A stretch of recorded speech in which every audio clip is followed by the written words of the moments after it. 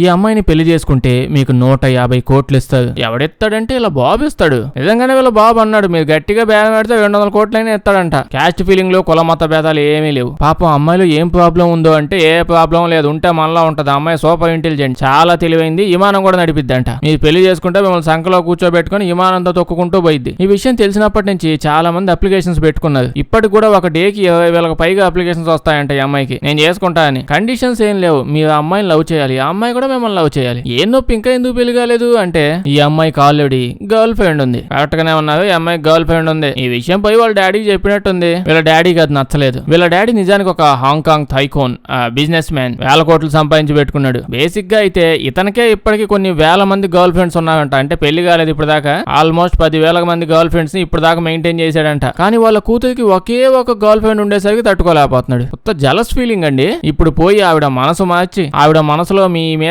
ఒక చిన్న చిగురించగలిగితే 150 కోట్లు ఎత్తాడు. ఫుల్ వీడియో ఇక్కడ ఉంది, చూసేయండి.